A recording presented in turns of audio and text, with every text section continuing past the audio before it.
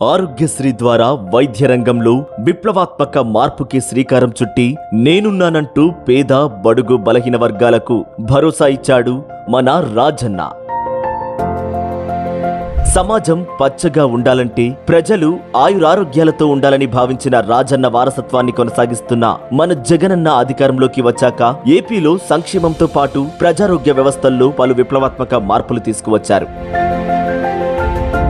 1923 నుండి 2019 వరకు మన రాష్ట్రంలో కేవలం 11 వైద్య కళాశాలలు ఉంటే జగనన్న అధికారంలోకి వచ్చిన నాడు నేడు పథకంతో 16,000 కోట్ల రూపాయలతో 4.5 ఏళ్లలోనే మరో 17 వైద్య కళాశాలలు నిర్మించి 10,000 వైఎస్ఆర్ క్లినిక్లు, 542 యుహెచ్సిలు, ప్రతి మండలంలో 2 పిహెచ్సిలు ఏర్పాటు చేసి ప్రభుత్వ వైద్య రంగంలోని నూతన శకాన్ని సృష్టించింది జగనన్న ప్రభుత్వం. అందుకే ఆంధ్రాకు జగనే మళ్లీ కావాలి, జగనే మళ్లీ రావాలి.